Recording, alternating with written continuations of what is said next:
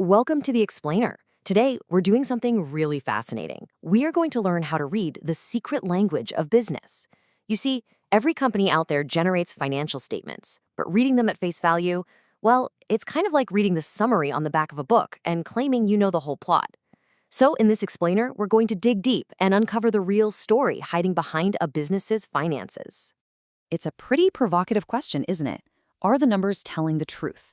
I want you to put on your financial detective hat today because just looking at raw financial statements, the sheer volume of numbers, it just isn't enough. In fact, sometimes those raw numbers create an outright illusion. A business might look incredibly profitable on paper, but right beneath the surface, it could literally be gasping for breath. Our job today is to learn exactly how to dust for fingerprints and figure out what's really going on. Here is our roadmap for today. We'll cover the financial health check, the limits of the numbers, primary analytical tools, following the cash flow, and finally, decoding accounting ratios. Section 1. The financial health check. Just like a proper medical checkup goes way beyond your basic height and weight, financial statement analysis is the methodical classification and interpretation of data to evaluate a business's true profitability and solvency. Notice the contrast we're making here. Simply creating a financial statement is just recording historical data. It's just writing down what already happened. But analysis, that is the active, deliberate interpretation you need to judge true financial strength. It's exactly how management, investors, and suppliers figure out if a business is actually running efficiently and growing. Section 2. Limits of the numbers. As any good detective knows, a crime scene can absolutely be tampered with, and raw financial data is really no different. Financial statements are powerful, for sure, but they have some very distinct limitations. First off, they completely ignore qualitative data. Think about it. Incredible harmony in the workplace, highly efficient management, or maybe a brilliant new competitor entering the market. If it can't be expressed in cold, hard monetary terms, it's entirely invisible on the balance sheet. Second, they are based on historical cost. This means assets are recorded at their book value and don't reflect the current reality of things like inflation or price changes. They are also heavily influenced by personal judgments, like which depreciation method a specific accountant just happens to choose. Plus, raw statements are often totally static and basically uncomparable across different dates or accounting methods. But the absolute most dangerous limitation? They are vulnerable to window dressing. This is when management manipulates the data to display a rosy, perfect picture. Maybe they overvalue closing stock or hide end-of-year purchases just to artificially inflate profits. And this right here is exactly why we can't just blindly trust the raw numbers. Section 3. Primary analytical tools.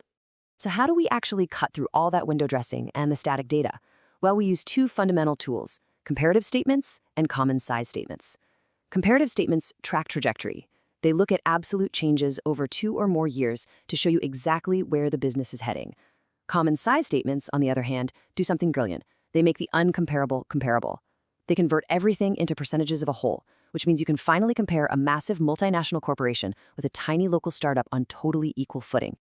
Take a comparative balance sheet, for example. We place 2 years side by side, say 2019 and 2020. Doing this lets us calculate the absolute change, which is the literal rupee amount an item increased or decreased alongside the percentage change. If we look at fixed assets under the application of funds and see it went from $350,000 to $570,000, that is a massive absolute increase of $220,000. That's a 62.86% jump. This perfectly illustrates how a comparative statement throws a spotlight on the actual progress made regarding specific assets and liabilities, ultimately helping us measure long-term solvency. Now, to make the uncomparable comparable, we use the magic of 100%. In a common size statement, every single item is converted into a percentage of a common base. For an income statement, you just set net sales to exactly 100%. Then every single expense, whether it's cost of goods sold, office expenses, or net profit, is calculated as a percentage of those sales. So if your cost of goods sold is 60%, you know exactly how much of every single rupee earned goes into simply making the product. It establishes a crystal clear relationship between items and makes inter-firm comparison an absolute breeze. Section 4. Following the cash flow. Here is a huge question for you. Why might a company's net profit go up, but their actual cash balance go down? The answer to that little paradox lies in the cash flow statement.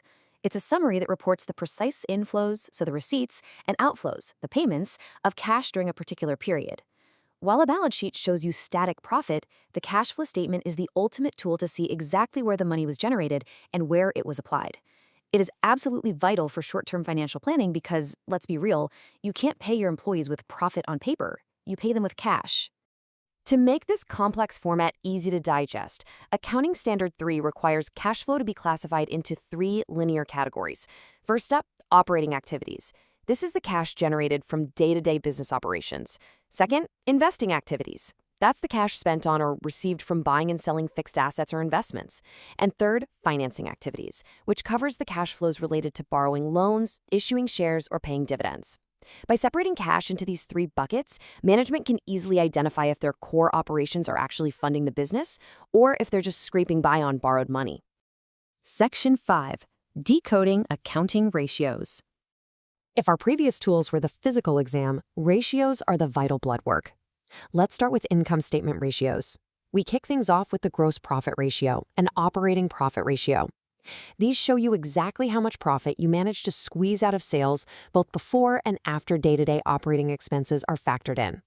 But we can go even deeper with the operating ratio, which looks at the proportion of cost of goods sold and operating expenses compared to net sales. And of course, the ultimate bottom line, the net profit ratio. Rather than just staring at raw numbers, these establish real mathematical relationships that measure your core operating efficiency. Next up, we have balance sheet ratios. These are all about testing short-term solvency and liquidity. Survival metrics, really. The current ratio simply divides current assets by current liabilities. Generally speaking, a healthy current ratio is considered to be 2 to 1, meaning you have twice as many assets as short-term debts. The quick or liquid ratio is an even stricter test. It only looks at quick assets, which are assets that can be instantly converted to cash, against quick liabilities. A healthy quick ratio is generally 1 to 1, proving beyond a shadow of a doubt if a company can survive a sudden, unexpected demand for cash from its creditors. And this brilliantly builds to our final set of ratios, combined or mixed ratios. These actually bridge the gap between the income statement and the balance sheet. Metrics like return on capital employed, or ROCE, and return on investment, ROI. They take the profit generated from the income statement and divide it by the total funds invested as shown on the balance sheet. This gives you the true, ultimate bottom line. For every single dollar or rupee invested into this company, what is the overall return? Which brings us to our final empowering question. What story do your numbers tell? We've seen today that raw numbers can absolutely hide the truth behind historical costs and sneaky window dressing. But by using comparative statements, tracking the actual cash flow, and doing the vital blood work with accounting ratios, you can uncover the actual financial health of any enterprise. You now have the fundamental tools to act as a real financial detective. So, the very next time you look at a balance sheet, ask yourself, are you just reading the summary, or are you ready to dig in and find out what's really happening? Thanks for joining me on this explainer, and keep questioning those numbers.